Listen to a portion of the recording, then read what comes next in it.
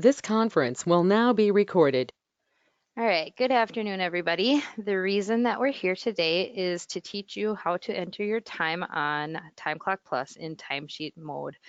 The reason that we have to do that is because the Department of Labor has increased the minimum salary threshold to be considered exempt from overtime. It used to be 23,660, and starting January 1st, it'll be 35,568, which is what that screen is showing you right now. Because you're somewhere in between that 23,660 and 35,568, you're no longer going to be considered exempt. So if you were to work more than 40 hours, we would have to pay you overtime. It's not likely that that will ever happen because you are part-time, but because there is no proration feature for part-time staff that says it would be a portion of that 35,568 if you're part-time, we still have to go by that 35,568 no matter what. So that's why you're going to have to be doing this. And we are starting December 24th because that's the pay period that includes January 1st, which is when it's effective. In case you have questions about what the record keeping rules are, you can look up fact sheet 21. All three of those items that I'm going to be showing you today are attached to the calendar notification. So if you need to reference it later, you can either look at that calendar notification or you can email me and I can send it to you as well.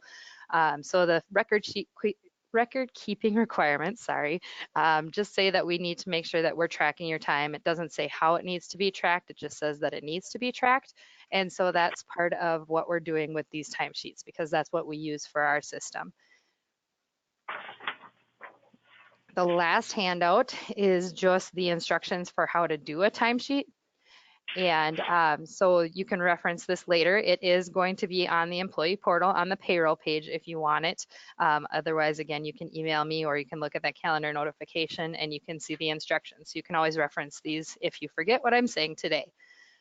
So the last thing I'm going to do is pull up Time Clock Plus, and so you'll just go to the web clock, which is this link right here. It is again on the payroll page of the employee portal. It's also on just the main page of the employee portal. I'll just pull that up so you can see. If you go to the website and then go to employee portal, it'll be down here in the quick links.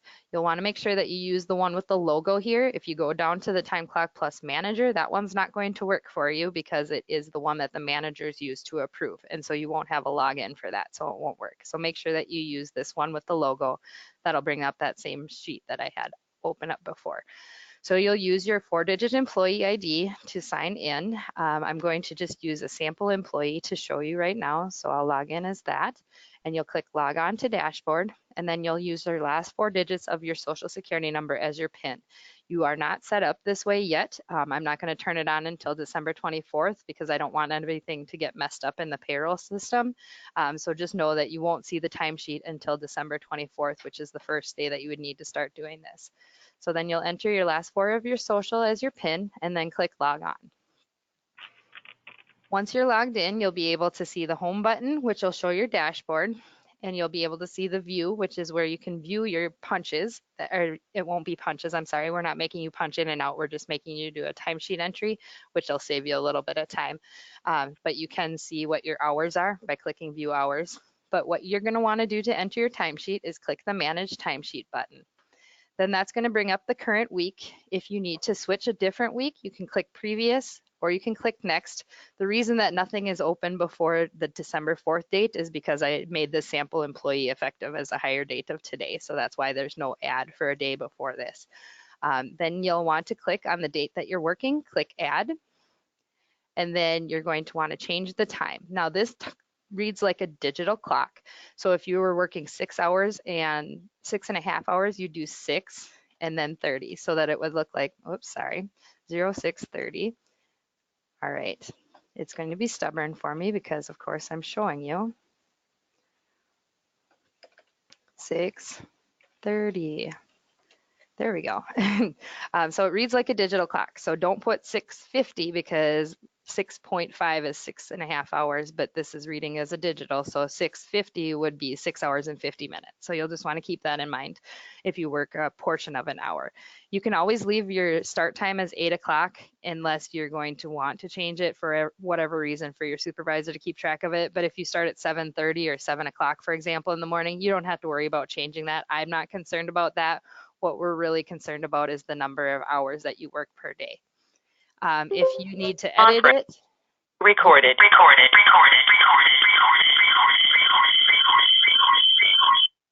did everybody else get that awesome feedback? Um, you can clear it if it's wrong. You can change it. You can edit it after the fact if you've put in the wrong amount. So say that we had 7 hours here, and then we added the next day, and then we did 0630. See if that works. Nope, it's still going to do that same thing. So just do 630. Don't worry about the zeros in front. And then you can edit this one if you need to, and you can just edit it on this edit window. Or you can copy it if you need to copy it to a different day. So there's multiple different ways that you can enter those times. The important thing that you're going to want to remember is that you click accept after you have all of your hours in for the day. So click accept, and then that'll save that record that you just made. If you don't click accept, it's not going to save anything that you have here. You can look at your total hours for the week up here in the top right corner, so you can see that those 3 days add up to 20.5 hours. And then if you needed to view that on a different time, you can look at all of those different dates that you have for timesheet entries. So if it's not approved and you need to make changes, you can go back into manage timesheet again and then clear that out. So if that was wrong, you can clear it. If you needed to change this one so it was 7, you can change that, and then just click accept to make changes, any of those changes that you just made. So now we only have 14 hours for the week. And that's really all there is to it. The pay periods are always the 24th through the 8th of the month and the 9th through the 23rd of the month. So you'll want to make sure that your timesheet entries are always done by the 23rd and the 8th of each month. If you forget, we can make changes, but we'd really prefer that you get it done on those time frames, because that's important for us to keep down on payroll editing and everything. And we really want the employee to be the one that's making those changes on their timesheet and those records. So that is really all I have for you, unless you have any questions. Does anybody have questions on any of what I talked about? So again, as a reminder, this will start December 24th. You'll be set up at that point for the timesheet, the 24th through the 8th and the 9th through the 23rd. So they're always due the 23rd of the month and the 8th of each month.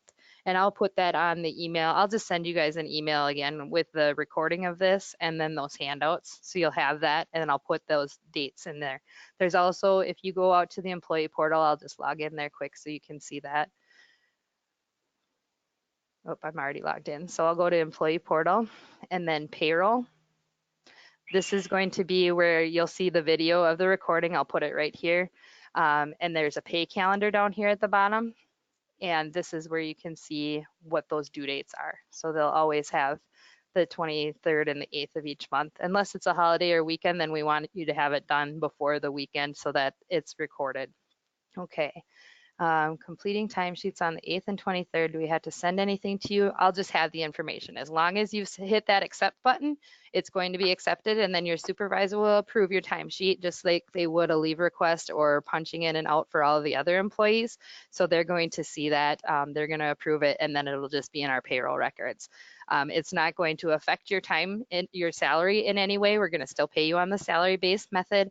The only thing that would change is if you did work more than 40 hours in a week, we would have to pay you overtime on that week. But it is the expectation that you don't work overtime unless you get approval by your supervisor in advance. So that, I think, covers all the questions and everything I need to talk about today. So again, if you have questions on this process at all when you're doing it, you can certainly call or email me, or you can email or call Allison Close, who is the one that actually does the payroll processing now. And your supervisor and admin assistant can help you as well. So thank you very much and have a great rest of your day.